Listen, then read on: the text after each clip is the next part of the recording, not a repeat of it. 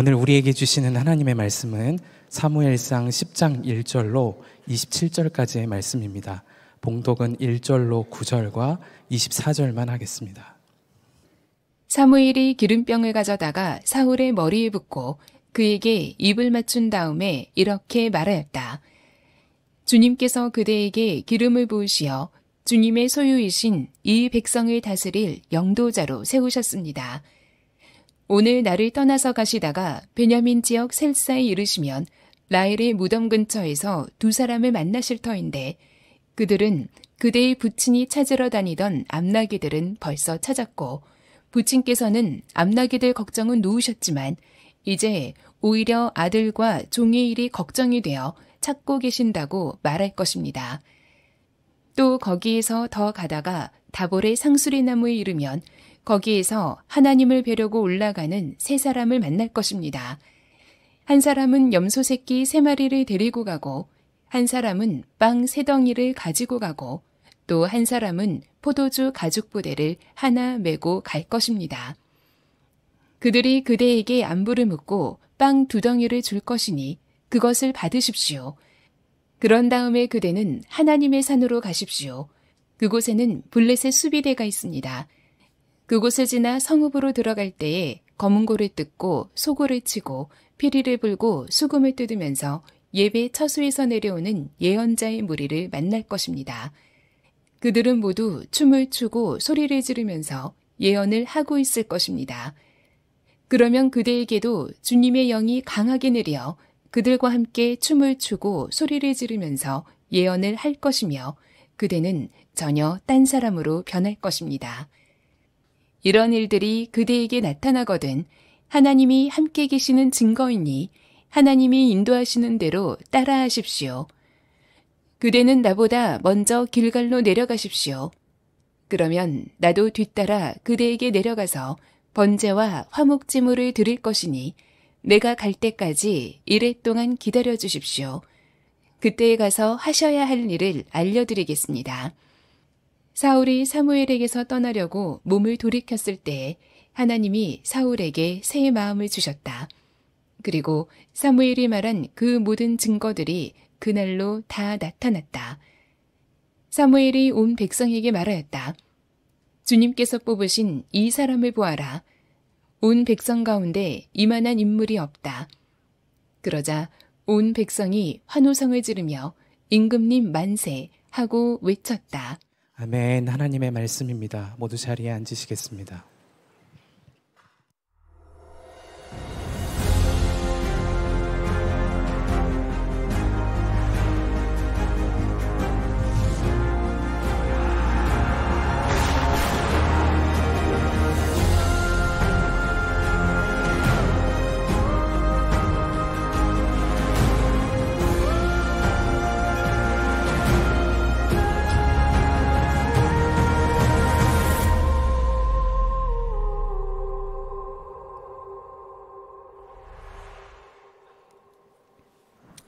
네, 벌써 6월 첫 주가 되었습니다. 오늘 사부 예배에 오신 여러분들 주님의 이름으로 환영하고 축복합니다. 이렇게 인사하겠습니다. 6월 한 달 주님과 동행하시길 바랍니다. 우리 인사하겠습니다. 네, 6월 한 달 주님과 친밀히 동행하시기를 축복합니다. 네, 오랜만에 사무엘상 시리즈로 돌아왔습니다. 하나님 마음에 맞는 사람 12번째 시간입니다. 차선에서 최선으로 인도하심을 믿으라 라는 제목의 말씀을 나누겠습니다. 이런 말이 있습니다. 최선의 가장 큰 적은 최악이 아니라 차선이다 라는 말이 있죠. 최악과 최선을 구별하는 것은 그렇게 어렵지 않을 수 있지만 최선과 차선을 구별하는 것은 참 쉽지가 않습니다. 우리의 삶이 복잡하기도 하고 변수가 많기도 하고 우리의 지식과 한계가 있기 때문에 정말 좋은 길이 무엇인지 선한 길이 무엇인지는 많은 지혜가 필요합니다. 그래서 빌립보 교회를 향하여서 사도 바울이 편지를 쓰면서 기도한 것이 하나 있다면 바로 그런 지혜와 통찰력을 달라라고 성도들을 위해서 기도를 합니다. 빌립보서 1장 9절이죠. 내가 기도하는 것은 여러분의 사랑이 지식과 모든 통찰력, 인사이트로 더욱 풍성하게 되어 여러분이 가장 좋은 것이 무엇인가, 다른 번역에는 가장 선한 것이 무엇인가를 분별할 줄 알게 되는 것입니다. 그리하여 여러분이 그리스도의 날까지 순결하고 흠이 없이 지내며 예수 그리스도께서 주시는 의의 열매로 가득 차서 하나님께 영광과 찬양을 드리게 되기를 원합니다. 그렇게 기도한다고 말씀을 하고 있죠. 이 분별력과 통찰력이, 지혜가 여러분들에게 풍성하게 부어지게 되기를 축복합니다. 저는 사울이라고 하는 성경의 인물을 최선이 아닌 차선의 대표적인 인물로 꼽고 싶습니다. 왜냐하면 백성들이 왕의 제도를 구한 것은 하나님의 뜻이 아니었습니다. 하나님은 직접 하나님의 백성들을 사사를 통해서 통치하기를 원하셨기 때문에 그렇죠. 그런데 이 이스라엘 백성들이 하나님께 요구하고 요청하고 자꾸 하니까 하나님이 허락하신 것뿐입니다. 여러분, 하나님의 허락하심을 최선이라고 생각하지 마십시오. 그게 최선일 때도 있지만 하나님의 최선과 하나님의 허락하심은 동의어는 아닙니다. 하나님께서 허용해 주셔도 그것이 하나님 뜻이 아니라 너무 요구하니까 그러면 그렇게 한번 해보아라, 그렇게 길을 열어주실 때가 있다는 거예요. 그래서 하나님은 차선의 상징물인 사울을 어떻게 인도하시는가? 우리가 최선이 아니라 차선을 택할 때에 하나님이 인도하시면 어떻게 될까? 이것이 바로 오늘 본문의 주제가 되겠습니다. 사무엘이 이제 백성들을 다시 미스바로 불러 모아서 너희들의 왕이 세워졌다, 하나님이 택하셨다라고 보여주시면서 한 말씀이 다시 한번 강조하기를 너희가 하나님을 버렸다라고 다시 한번 말씀을 합니다. 자, 19절입니다. 오늘날 너희는 너희를 모든 환난과 고난 속에서 건져내신 너희 하나님을 버렸다는 거예요. 너희에게 왕을 세워달라고 나에게 요구하였다. 하나님을 버리고 인간 왕을 세워달라고 하는 것은 그건 범죄인데, 너희가 요구를 하고 자꾸 요구를 하니까 하나님이 허락하셔서 너에게 왕을 주시겠다는 것이죠. 나 주 앞에 나와 서거라 라고 말씀을 하면서 이 하도 요구한 사항에 대해서 하나님이 그냥 들어주신 것이다 라고 말씀을 하는 거예요. 이 백성들은요, 하나님이 가장 좋은 것을 주어도 이것이 좋은 것인지를 분별할 줄 아는 능력이 없었습니다. 아이들에게 이 음식이 좋은 거야, 나물을 먹습니까? 야채를 먹습니까? 안 먹죠. 아이스크림 좋아하는 거예요. 자기들이 좀 사탕 좋아하는 거예요. 계속 때를 쓰면 그래 먹어라 하고 주잖아요. 그러니까 허락하심이 반드시 최선은 아니라는 것을 말씀해 주고 있는 것이죠. 그러니까 하나님께서 길을 열어주셨다고 해서 그것이 하나님의 인도하심이라고 여러분 섣불리 결정하지 마시기 바랍니다. 지난주에 요나 이야기를 우리가 뮤지컬 통해서 봤잖아요. 하나님께서는 니느웨로 가라.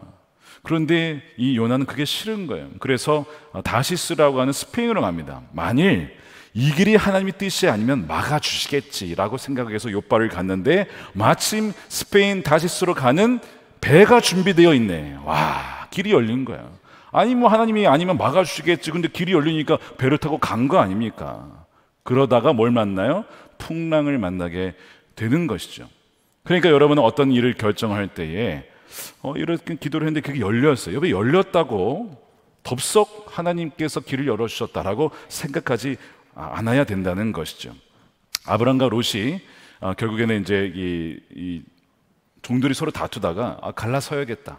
그랬더니 먼저 양보를 합니다. 롯아, 너가 먼저 결정을 해라. 그랬더니 요단 동편을 바라봐요. 너무 풍족해 보이는 거. 실제로 그렇기도 했어요. 그래서 기도도 별로 안 해보고 그걸로 가겠다고 결정을 합니다. 그때 하나님 막으셨죠? 안 막습니다. 아브라함도 막지 않았어요. 그래서 롯이 그 요단 동편을 가게 되는데 가겠다고 하니, 때를 쓰니, 요구를 하니 하나님이 들어주신 것뿐이에요. 그렇다고 해서 그것이 하나님의 인도하심이 결코 아니었습니다. 롯은 거기에 가서 부자가 됩니다. 지역 유지가 돼요. 여러분, 부자가 되면 잘 된 겁니까? 여러분, 그렇지 않습니다. 소돔과 고모라는 결국 망할 도시였어요. 그러니까 성경에 보면요, 이런 예들이 엄청 많고 이게 성경 이야기만이 아니라 정확하게 우리의 이야기라는 걸 아마 아실 겁니다. 하나님의 뜻인 줄 알고 결정해서 갔다가 완전 이상하게 고생을 하고 뱅뱅 돌다가 한 그 여러 가지 케이스들이 우리의 삶에도 있다는 거예요. 그럼 왜 하나님 막아주지 않느냐? 하나님이 우리를 지으실 때에 인격적으로 지으셨어요. 자유의지를 주셨어요. 우리 로봇으로 대하지 않고 우리에게 말씀하시고 설득하시지만 우리가 거절하면요, 거절하는 선택도 존중해 주십니다. 다른 방향으로 갈 때에도 거기에 대해서 안 돼라고 말씀하시지만 굳이 가겠다고 하면 그냥 거기에 대해서 결정을 존중해 주시고 가보라고 하시죠. 그러니까 여러분, 허락하심이 하나님의 최선은 반드시 동의어는 아니라고 하는 거예요. 그래서 하나님은 우리에게 말씀을 주셨어요. 기도하라고 하셨고, 공동체를 주셨고, 영적 지도자를 주셨고, 분별할 수 있는 다양한 환경들과 사건들을 통해서 우리를 하나님이 가장 좋으신 길로 인도하신다는 것입니다. 그래서 우리는 하나님이 기뻐하시는 길이 무엇일까를 늘 물으며 찾아가야 된다는 거예요. 잠언 3장 5절 6절 말씀을 우리말 성경으로 함께 읽어보겠습니다. 시작. 내 마음을 다해 여호와를 믿고 내 지식을 의지하지 마라. 내가 하는 모든 일에서 그분을 인정하여라. 그러면 그분이 내 갈 길을 알려줄 것이다. 아멘이죠. 그분을 인정하고 범사에, 우리가 하는 작은 사소한 일부터 중요한 일까지 범사에 주님 알려주십시오, 주님 말씀해 주십시오, 주님 이것은 어떻게 해야 됩니까? 묻고 의논할 때에 마치 다윗이 시편 27편에서 4절 그게 보시면, 내가 주의 성전에 나아가서 주님과 의논하면서 주님께 물으며 들으며 살기를 원합니다 라고 했던 것처럼, 그렇게 나아갈 때 주님께서 그 앞길을 인도해 주신다는 거예요. 지혜를 구하면 꾸짖지 않고 후히 주시는 하나님의 지혜를 하나님 부어 주신다는 것이죠. 하나님의 지혜가 여러분들에게 부어지게 되기를 주님의 이름으로 축원드립니다. 몇 년 전에 어떤 분이 찾아오셔서 사업을 하시는데 자기 자녀가 무역업을 하시는 거예요. 코로나가 아직 끝나기 전이었는데 이 무역업을 작게 했는데 참 잘 되더래요. 여러분, 잘 되면 어떤 마음이 들어요? 좀 더 크게 해보고 싶은 마음이 들어요. 이거 안 되면 많이 사람도 아니죠. 잘 되는데 더 크게 하고 싶은 마음이 왜 안 들겠어요? 그런 마음이 들 때에 마침 투자자가 나온 거예요. 더 크게 해보자, 이거를. 하나님 인도하신 거 아니겠습니까? 그렇죠? 그럴 때가 많이 있어요. 그래서 크게 해보려고 하는데 그래도 기도해 봐야지 해가지고 기도를 하면서 저를 찾아와서, 목사님, 이거를 투자를 받아서 크게 해야 됩니까? 말해 저렇게 물어보시는 거예요. 제가 뭐라고 할게요? 저도 몰라요. 제가 그걸 어떻게 알아요? 제가 점쟁이도 아니고 제가 하나님도 아니고. 대신에 제가 이런 이야기를 말씀을 드렸습니다. 하나님의 뜻이 지금 이 사업을 크게 하시는 것일 수도 있습니다. 그러나 아닐 수도 있습니다. 지금일 수도 있고 나중일 수도 있습니다. 그리고 아예 아닐 수도 있습니다. 그러니 크게 하신다는 것을 정해놓고 기도하지 마십시오. 왜 크게 하시려고 하는지 마음의 중심과 동기를 한번 살펴보십시오.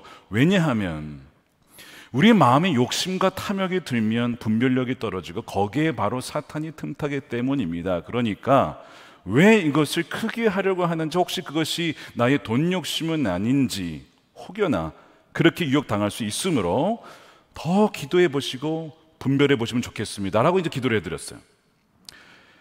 이게 약간 좀 애매하죠. 뭔가 축복하는 것도 아니고 아닌 것도 아니고. 그래서 그러는지 이게 한동안 소식을 못 들었습니다, 제가. 그러다가 최근에 들었어요. 최근에. 목사님, 그때 기억나시냐고. 그때 기억나죠? 어떻게 됐어요? 목사님, 그때 그분이 사기꾼이었습니다. 했으면 큰일 날 뻔했습니다. 안 했대요, 다행히. 제가 그 얘기를 들으면서 정말 우리의 어떤 그 욕망과 욕심에 그를 보고 달려드는 사탄이 있다는 거 다시 한번 알게 됐어요. 좀 다른 케이스인데, 이제 2부 예배 끝나고 어떤 분이 찾아오셨어요. 목사님, 오늘 말씀 들어보니까 정확하게 저는 이것이 저의 이야기고 100% 200% 공감합니다. 왜 그러십니까? 제가 10년 전에 잘못된 결정으로, 그러니까 아마 뭔가 투자를 잘못하죠. 잘못된 결정으로 우리 집안들이 다 뿔뿔이 흩어졌습니다. 한국에 못 살까 다 흩어져 살게 됐습니다. 그때 그 아픔으로 인하여서 다 흩어져 사는데 그리고 하나님은 은혜를 주셔서 지금 이렇게 살아갑니다 라고 하시는 이야기를 저한테 해주시는 거예요. 여러분, 우리가 범사의 주님을 의지하고 주님께 나아가면서 우리는 부족합니다, 우리는 미련합니다, 우리는 지식이 없습니다 라고 인정하면서 주님께 나아가면 하나님께서 그 마음을 인도하시죠. 왜? 우리 안에 성령이 계시니까요. 가장 좋은 것을 주시길 원하시잖아요. 우리에게 뱀을 주기를 원하시는 게 아니라 생선을 주기를 원하시잖아요. 그러니까 하나님께 구할 때에 인도함을 받게 된다는 것이죠. 그러나 여러분, 우리가 이렇게 연약합니다. 욕심도 많고 분별력도 떨어져요. 최선을 항상 결정하지 못할 때가 너무나 많아요.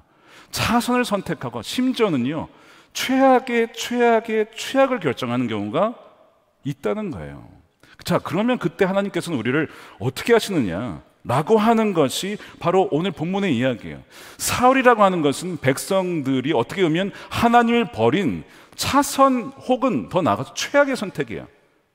그럼에도 불구하고 이 사울의 인생과 이스라엘 백성들에게 하나님이 어떻게 이들에게 은혜를 주시고 인도하시는가를 보여주는 것이 오늘 본문입니다. 다시 한번 제가 높아지며 말씀드리지만 차선에도 하나님이 부어주신 은혜가 있어요. 그렇지만 차선을 선택하기 이전에 정말 주님이 기뻐하는 뜻이 무엇인가, 이것이 생명의 길인가 멸망의 길인가, 이것이 좁은 문인가 이것이 넓은 문인가를 분별하면서 나아가야 된다는 것이죠. 에베소 5장 15절에 그러므로 여러분은 어떻게 살아가야 할지를 살피십시오. 살피십시오라고 했죠. 우리가 걸어갈 때 앞에 걸림돌이 없는가 이렇게 보면서 걷죠. 그냥 걷지 않습니다. 그런 것처럼 하루하루 살아간다는 것은 많은 결정들을 내린다는 얘기인데 살펴보라는 거예요. 지혜롭지 못한 사람처럼 섣불리 결정하지 말고, 기도하지 않고 결정하지 말고 지혜로운 사람답게 살아야 합니다. 세월을 아끼십시오. 여러분, 지혜롭게 결정하지 못하면요, 세월을 낭비하게 됩니다. 허비하게 됩니다.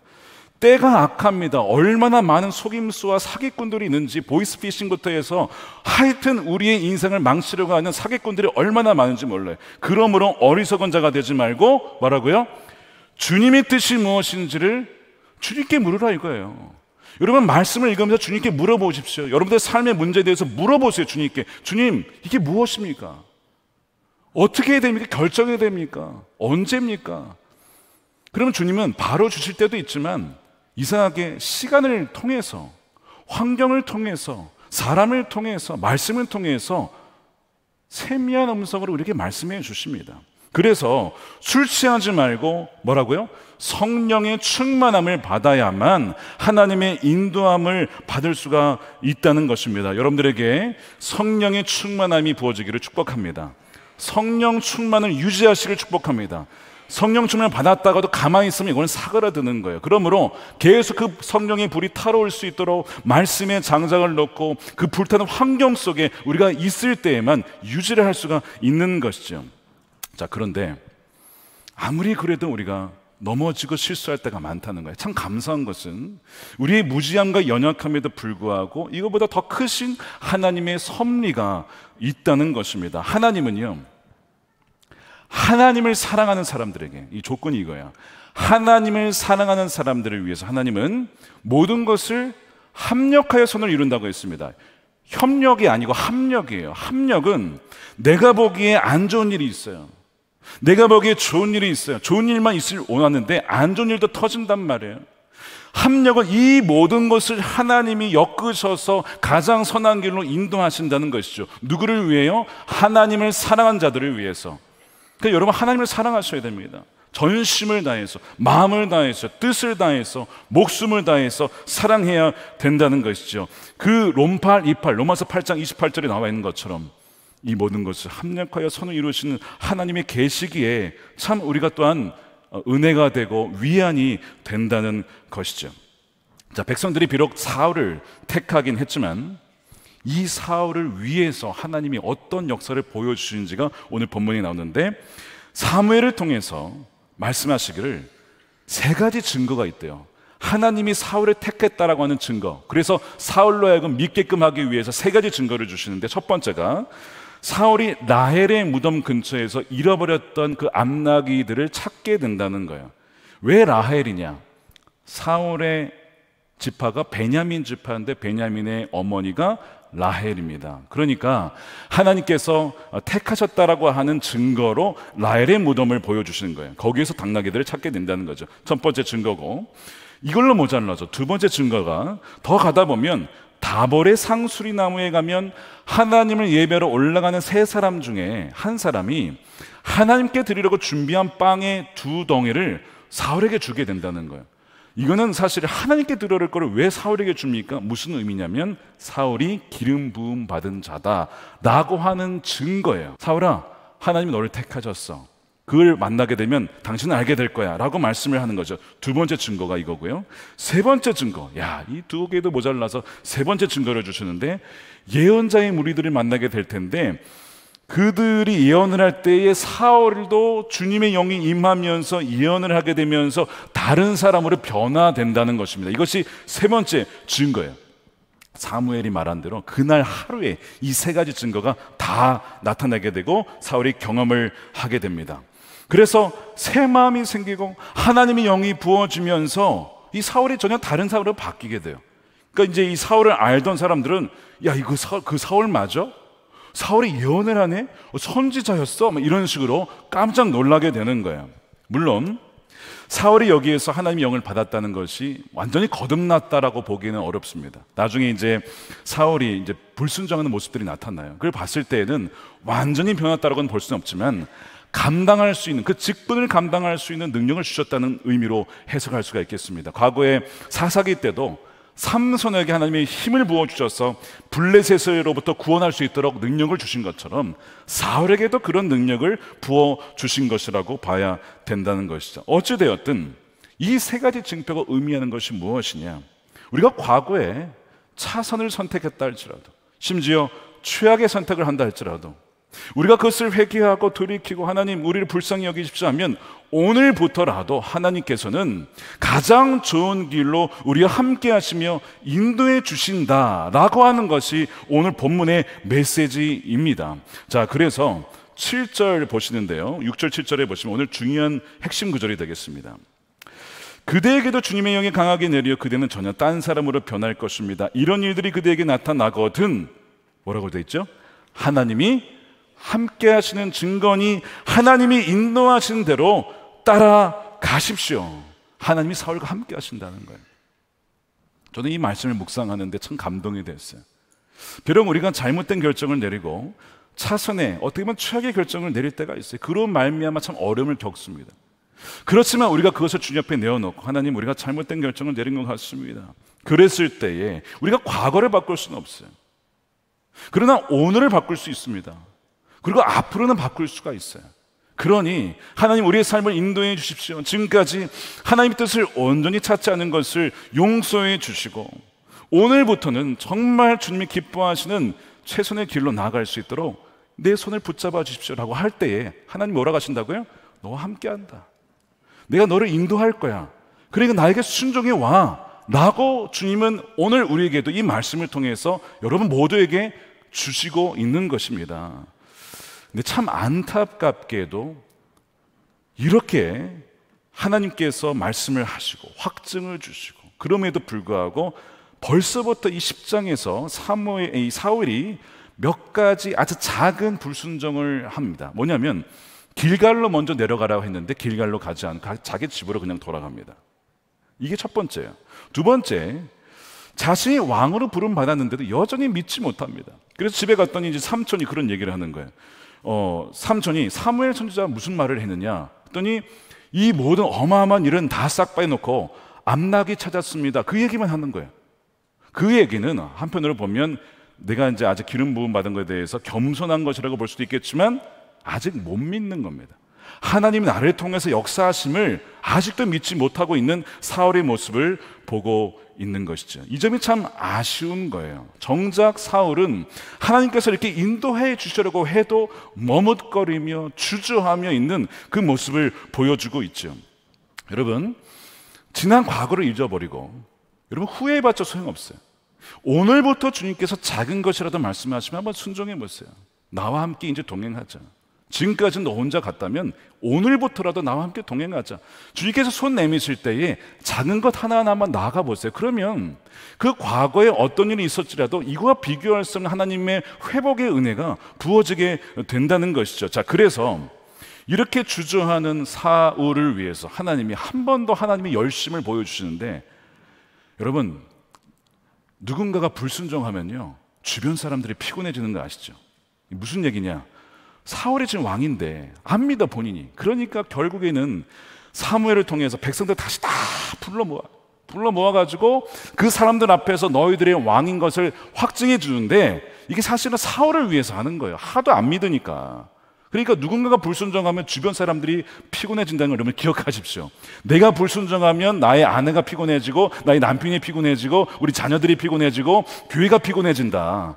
그러니까 여러분 민폐 끼치시면 안 되는 거예요. 순종하라고 할 때에 순종해야만 다른 사람들도 평안해지는 겁니다. 자, 그 순종하지 않는 또 확실 없는 사울을 위해서 다 힘들게 또 미스바에 다 모여가지고, 아니 거기가 좀 약간 사막지대 아닙니까? 얼마나 더웠을까. 하여튼 모여가지고, 자, 너희들을 위해서 왕을 뽑았다. 자, 모여라. 딱 뽑았는데 베냐민 지파가 나왔어. 딱 뽑았는데 마드리 집안이 나왔어. 마드리 집안에서 또 뽑았더니 기스의 아들 사울이 뽑힌 거야. 아니 그 수십만 명 중에 사울이 뽑힐 확률이 얼마나 낮아요. 사실 하나님이 선택하신 거예요. 사실 이 백성들에게 보여준다기보다, 사울아, 너가 하나님께 택함 받은 사람이야. 근데 왜 이렇게 못 믿어? 과거의 백성들이 실수했어도 왕을 구한 건 잘못인데 내가 허락했어. 그러니까 이제부터는 내 인도함 따라 가면 돼. 근데 왜 이렇게 못 믿는 거야? 너를 택했다고 하나님이 하면서 사무엘 입술을 통해서 뭐라고 하시죠? 24절입니다. 사무엘이 온 백성에게 말하였다. 주님께서 뽑으신 이 사람. 여러분, 사울은 백성들이 뽑은 게 아닙니다. 인기 투표한 것도 아니고 선거한 것도 아니에요.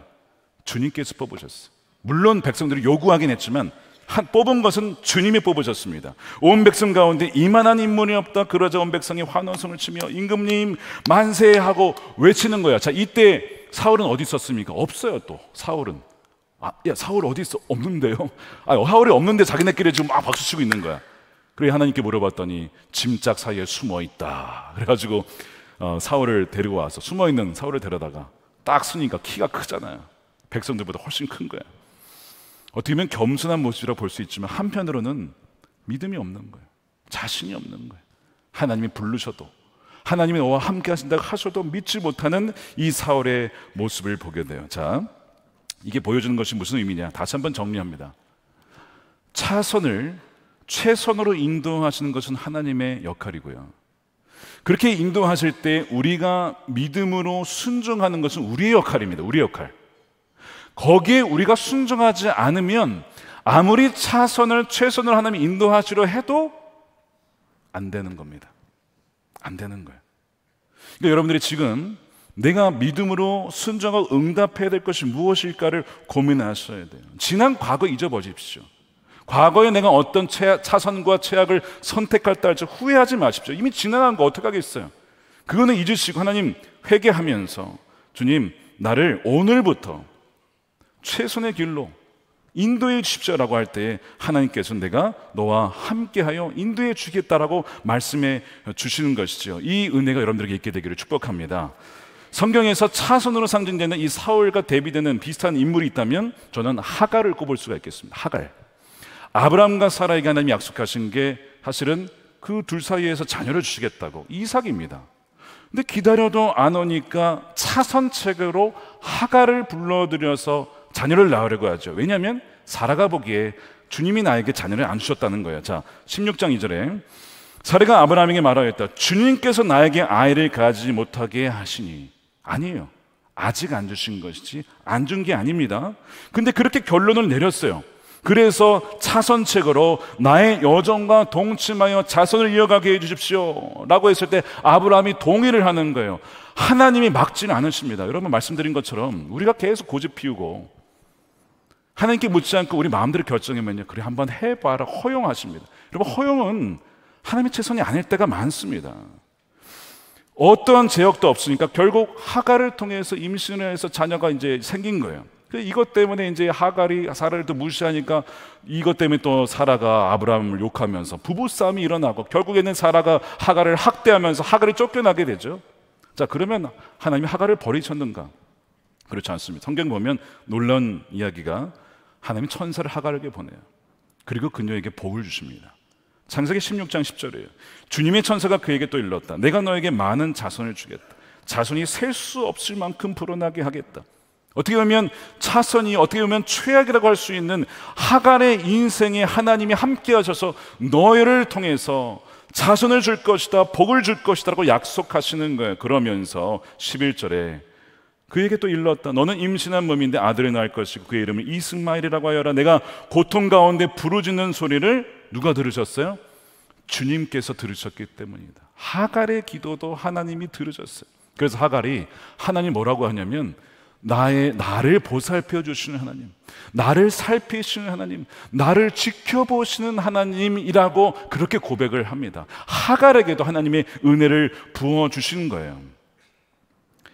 아브라함과 사라에게 있어서 하갈은 차선, 어떻게 보면 잘못된 결정이었지만, 그래서 그것 때문에 13년의 하나님의 침묵기가 흘러요. 하나님 말씀 안 하십니다. 그래서 아브라함의 인생에 86세에서 99세 사이가 없어요. 성경에 기록이 안 돼 있습니다. 그 기간을 통해서, 침묵 기간을 통해서 어떻게 보면 징계를 받은 것일 수도 있어요. 그렇지만 이 기간을 통해서 아브라함의 믿음이 견고해 줍니다. 내가 잘못된 결정 때문에 하나님께서 침묵하셨구나. 내가 잘못된 결정을 내렸구나. 그러니까 그 기간을 통해서도 하나님 것을 바꾸셔서 아브라함의 믿음이 더 주님께 뿌리 내릴 수 있는 기간으로 삼아주시고, 13년 지나서 99세가 되어서 하나님이 나타나시죠. 아브라함아, 너 이제 완전해야 된다. 지금까지는 왔다 갔다 살았지만 이제 아니야. 그랬을 때 아브라함이 믿어요. 그리고 1년 뒤에 아들을 낳게 돼요. 그리고 나중에 이삭 바치러 갔을 때 주저하지 않고 하나님께 드리죠. 아니, 어떻게 이런 믿음이 갑자기 바뀌었냐고. 23년의 단련 기간이, 징계 기간을 통해서 하나님은 다루셨던 것이죠. 그러니까 잘못된 결정도 하나님께서는 바꾸셔서 최선의 길로 인도해 주신 거예요. 아까 소돔과 고모라 롯의 이야기로 돌아가 보면요, 차선이 아니라 사실 최악의 결정이었어요. 소돔과 고모라를 갔는데 이제 멸망당하는 거예요. 그래서 롯이 잘못 결정했지만 하나님은 롯을 가만 놔두지 않습니다. 두 천사를 보내셔서, 이제 롯이 그 두 방문객, 천사인 줄 몰랐죠.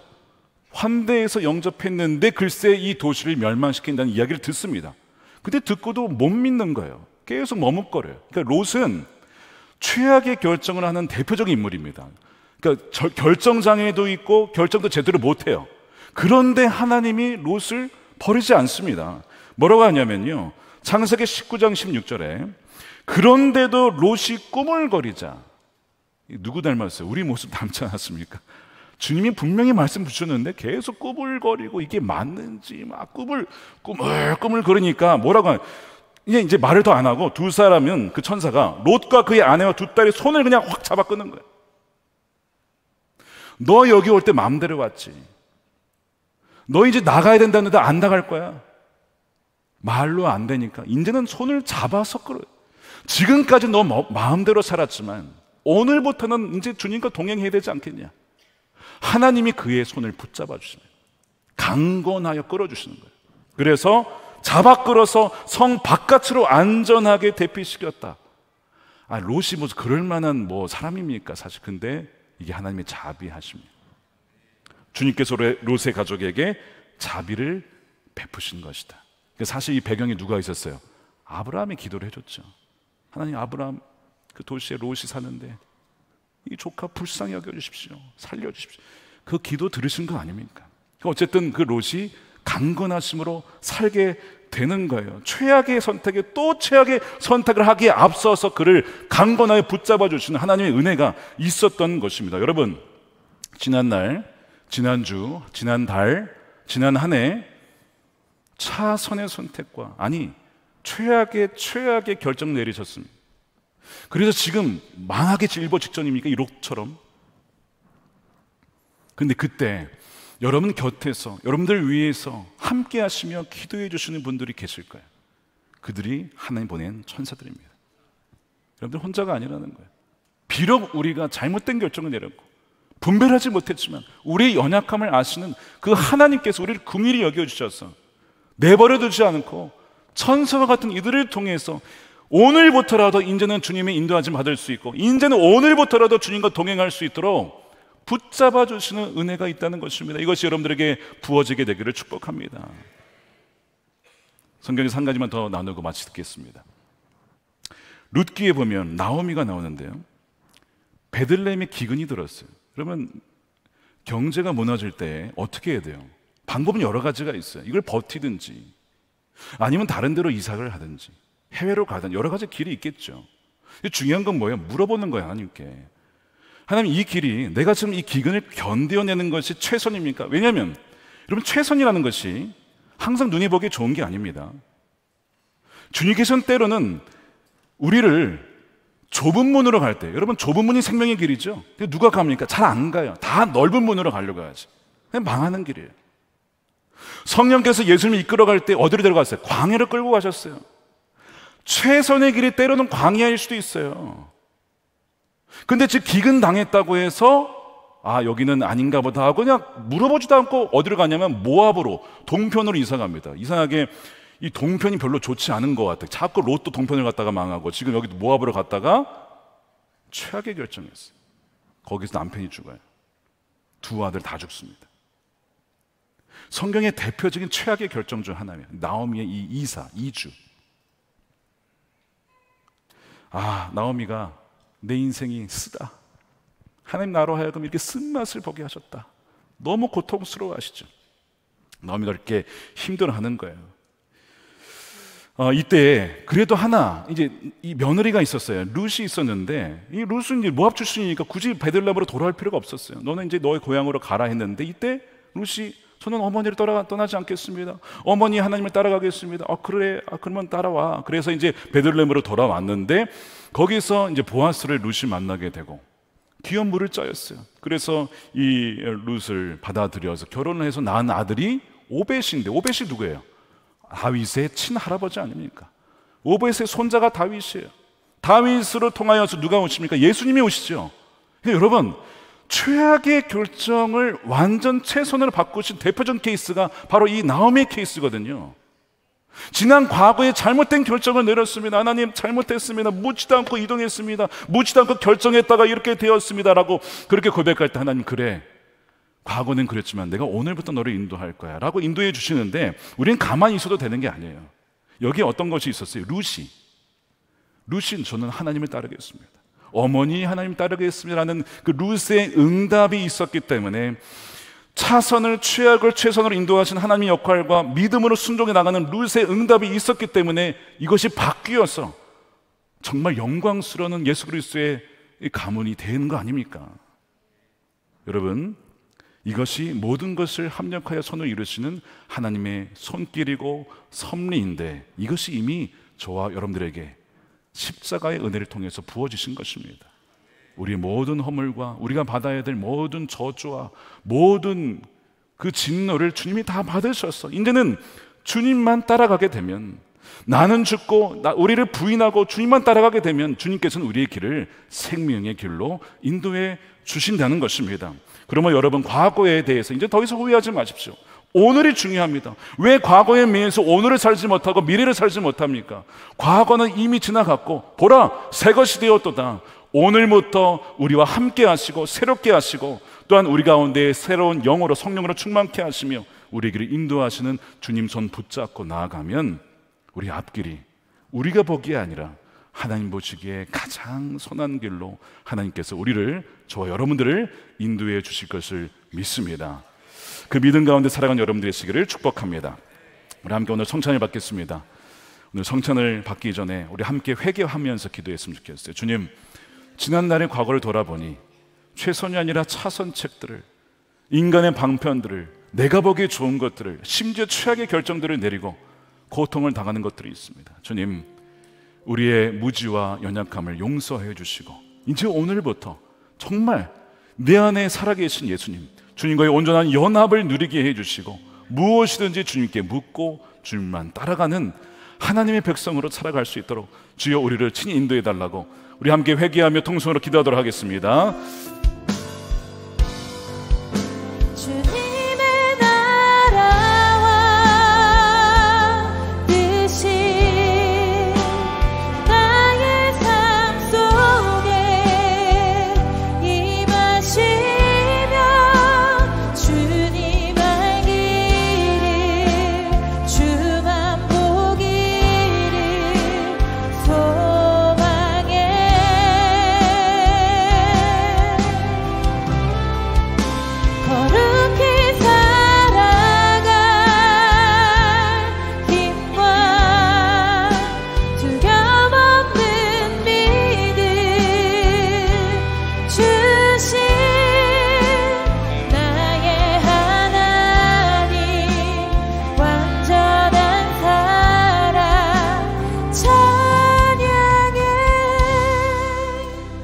살아계신 아버지 하나님, 오늘 귀한 주일 성찬주일 맞이해서 우리를 불러 모아주시고 하나님을 찬양하며 예배하며 또한 말씀을 듣게 하심에 감사를 드립니다. 이 시간 성령으로 임재하여 주셔서 우리가 떡과 포도주를 마실 때 주님과 한몸 된 연합한 자임을 알게 하여 주시고 믿게 하여 주시고 우리와 늘 함께 하시는 주님을 주목하고 바라봄으로 일상에서 주님 손 붙잡고 동행하며 정말 최악이 아니라 최선의 길로 하나님 손 붙잡고 동행하는 우리 모든 성도들의 삶이 되게 하여 주시옵소서. 감사함이 예수님의 이름으로 기도드립니다. 아멘. 주님께서 잡히시던 밤에 제자들을 불러 모으시고 떡을 축사하시고 떼어 나눠주시면서 말씀하셨습니다. 이것을 받아 먹으라. 이것은 너희를 위하여 주는 나의 몸, 너희를 위해 주는 나의 몸이다 하였습니다. 이것을 행할 때마다 나를 기억하여라. 우리와 함께 하시는 주님을 기억하라 말씀하셨습니다. 또한 잔을 들어 축사하시고 제자들에게 나눠주시면서 말씀하셨습니다. 이것을 받아 먹어라. 이것은 너희를 위하여 주는 나의 피, 너희의 죄사함을 얻게 하는 새 언약의 피라고 하였습니다. 우리가 과거에 어떤 실수와 무지와 연약한 잘못된 결정을 내렸을지라도 오늘부터 회개하고 후회하지 말고 이제 정말 주님이 기뻐하시는 일에만 순종하며 나아갈 때 새롭게 하시고 새로운 인생을 인도하시는 하나님의 놀라운 손길이 있음을 우리가 오늘 성찬을 통해서 그 은혜를 누리는 저와 여러분들 되시기를 축복합니다. 우리가 먼저 우리 떡을 받으시고 말씀 묵상하신 후에 다 같이 드시도록 하겠습니다. 나는 하늘에서 내려온 살아있는 떡이니 사람이 이 떡을 먹으면 영생하리라. 내가 줄 떡은 곧 세상의 생명을 위한 내 살이니라 하시니라. 우리가 축복하는 바 축복의 잔은 그리스도의 피에 참여함이 아니며 우리가 떼는 떡은 그리스도의 몸에 참여함이 아니냐. 떡이 하나요 많은 우리가 한 몸이니 이는 우리가 다 한 떡에 참여함이라. 친히 나무에 달려 그 몸으로 우리의 죄를 담당하셨으니 이는 우리로 죄에 대하여 죽고 의에 대하여 살게 하려 하심이라. 그가 채찍에 맞음으로 너희는 나음을 얻었나니. 사랑하는 자들아, 우리가 서로 사랑하자. 사랑은 하나님께 속한 것이니 사랑하는 자마다 하나님으로부터 나서 하나님을 알고 사랑하지 아니하는 자는 하나님을 알지 못하나니 이는 하나님은 사랑이심이라. 하나님은 사랑이 우리에게 이렇게 나타난 바 되었으니 하나님이 자기의 독생자를 세상에 보내심은 그로 말미암아 우리를 살리려 하심이라. 여러분을 위해 주신 우리 주 예수 그리스도의 몸이 여러분을 영생에 이르도록 보호해 주십니다. 그리스도께서 여러분을 위해 죽으셨음을 기억하면서 믿음과 감사로 이 떡을 받으시기 바랍니다. 이것은 여러분을 위해 주시는 주님의 몸입니다. 아멘. 잔을 받으시고 말씀 묵상 후에 함께 드시겠습니다. 만일 우리가 죄가 없다고 말하면 스스로 속이고 또 진리가 우리 속에 있지 아니할 것이요 만일 우리가 우리 죄를 자백하면 그는 미쁘시고 의로우사 우리 죄를 사하시며 우리를 모든 불의에서 깨끗하게 하실 것이요 나의 자녀들아 내가 이것을 너희에게 쓰면 너희로 죄를 범하지 않게 하려 함이라. 만일 누가 죄를 범하여도 아버지 앞에서 우리에게 대언자가 있으니 곧 의로우신 예수 그리스도시라. 그는 우리 죄를 위한 화목제물이니 우리만 위할 뿐 아니요 온 세상의 죄를 위하심이라. 수고하고 무거운 짐진 자들아 다 내게로 오라. 내가 너희를 쉬게 하리라. 하나님이 세상을 이처럼 사랑하사 독생자를 주셨으니 이는 그를 믿는 자마다 멸망하지 않고 영생을 얻게 하려 하심이라. 미쁘다 모든 사람이 받을 만한 이 말이여 그리스도 예수께서 죄인을 구원하시려고 세상에 임하셨다 하였도다. 여러분을 위해 흘리신 우리 주 예수 그리스도의 피가 여러분을 영생에 이르도록 보호해 주십니다. 그리스도께서 여러분을 위해 흘리신 피를 기억하면서 믿음과 감사로 이 잔을 받으시기 바랍니다. 이것은 여러분이 주시는 주님의 피입니다. 아멘.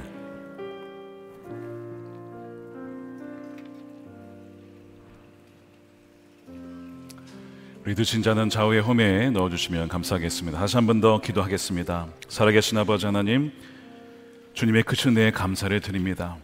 무지하고 연약한 우리, 주의 뜻을 떠나서 우리 마음대로 결정하고 하나님 차선책을, 때로는 최악의 결정을 내릴 때가 참 많았습니다. 그러나 우리의 연약함에도 불구하고 십자가에서 우리의 모든 죄를 다 사하시고 우리를 버리지 아니하시고 우리에게 이제는 성령으로 함께 하신 주님의 그 크신 은혜에 감사를 드립니다. 과거의 어떠한 결정과 아픔으로 인하여서 하나님, 우리가 후회하고 있다면 더 이상 후회 하나님 다 끊어지게 하여 주시고, 회개함으로 오늘부터 새로운 마음으로 하나님께서 성령을 부어주시고 충만케 하여 주시고 하나님께서 함께 하심으로 인도하심을 따라 주의 손 붙잡고 한 걸음씩 새로운 주님과의 동행을 시작할 수 있는 하나님의 평도들이 다 될 수 있도록 인도하여 주시옵소서. 롯이 잘못된 결정에 또 잘못된 결정을 내리려 할 때에, 머뭇거릴 때에 주의 천사가 저의 손을 붙잡아 주신 것처럼 주님께 사랑하는 성도들의 손을 붙잡아 주시고 강건하여 주시고 하나님의 뜻 가운데만 걸어갈 수 있도록 악한 길에서 벗어나 떠나서 빛의 길로 빛의 자녀다운 삶을 살아갈 수 있도록 하나님께서 천군 천사로 하나님 백성들을 통하여서 친히 인도하여 주시옵소서. 때로는 주님께서 성령을 통하여 우리를 광야로 인도하실 때도 있습니다. 사망의 음침한 골짜기로 갈 때가 있습니다. 주여, 피하지 않게 하시고 주님과 함께함으로 그 길을 능히 통과할 수 있도록 하나님 인도하여 주시옵시고, 눈에 보이는 대로 좋고 편한 길만 찾아가지 않고 돌짝밭 사명도 감당하게 해주셔서 아버지, 정말 하나님의 뜻이 저들의 삶 가운데, 우리의 삶 가운데 온전히 이루어지며 하늘의 뜻이 하늘에서 이루어진 것처럼 이 땅 가운데 임하는 데에 하나님, 우리 귀한 성도들의 삶을 통하여 역사하여 주시고 영광 받아 주시옵소서. 아버지, 하나님 귀한 것 주님께 구별하여 11조로 감사헌금으로 성경금으로 주님께 올려드리며 우리의 몸도 마음도 다시 한번 주님이 쓰실 만한 귀한 산제물로 드리오니 마음껏 사용하여 주시옵시고 저들의 가정과 기업의 복의 복을 더하여 주셔서 영혼들을 살리며 교회를 살리며 이 나라 민족을 살리는 데에 귀하게 쓰임받는 하나님의 성도들과 기업들이 다 될 수 있도록 복을 더하여 주시옵소서. 이 나라가 하나님을 경외하며 두려워할 줄 아는 나라가 되게 하여 주시고 하나님, 정치 지도자들과 모든 지도들 가운데에 하나님을 사랑하며 두려워하는 마음 주셔서 정치, 경제, 사회, 교육, 문화 각 영역 속에 하나님 악법이 폐지되어지고 하나님이 기뻐하신 법들이 세워지며 하나님의 경건한 지도자들이 세워지게 하여 주시옵소서. 아버지, 남과 북이 복음으로 통일되기를 원합니다. 북한에 점점 복음이 들어가게 하여 주시옵시고 하나님, 깨어있는 이들이 다음 세대들이 일어나게 하여 주시옵소서. 그리하여 남과 북이 하나 되어 하나님을 찬양하며 영광 늘리는 그날이 속히 오게 하여 주시옵소서. 땅끝까지 이르러 복음을 증거하는 우리 선교사님들에게 새 힘을 주시고 가는 선교사, 보내는 선교사 충고하며 함께 합력하여서 주님이 오실 길을 세례 요한과 같이 예비하다가 주님이 오신 그날을 맞이할 수 있는 사랑하는 주의 백성들이 다 될 수 있도록 은혜를 베풀어 주시옵소서. 감사드리며 우리 구주 예수님의 이름으로 축복하며 기도드립니다. 아멘. 다 같이 일어나셔서 우리 찬양 드리며 봉헌하겠습니다.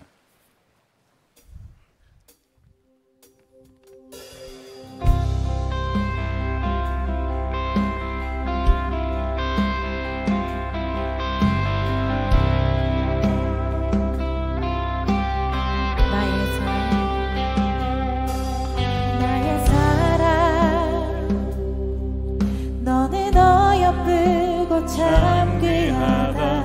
어느 보석보다 귀하다.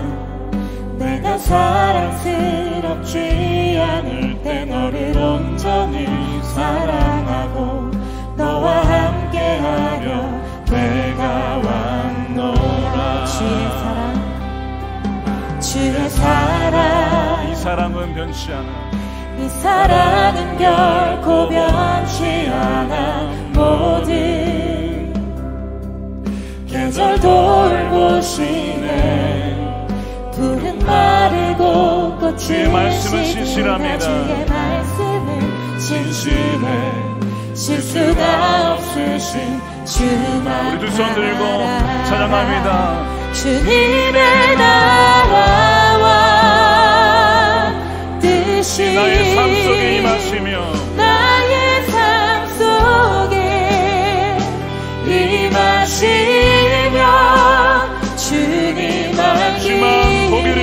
소망합니다. 주만 보기를 소망해. 거룩히 살아갈 힘을 주십니다. 거룩히 살아갈 힘과 두려움없는 믿음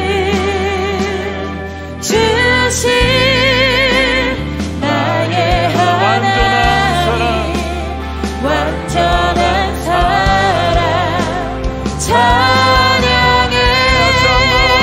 주님의 나라와 뜻이 우리의 삶 속에 주님의 나라와 뜻이 나의 삶 속에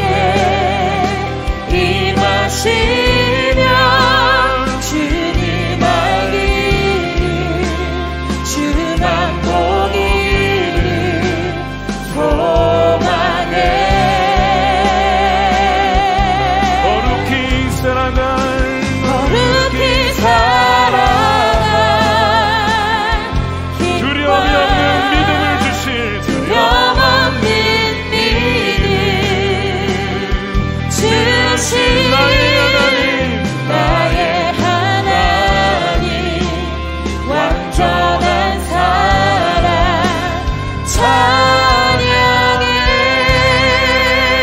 찬양해. 축도하겠습니다.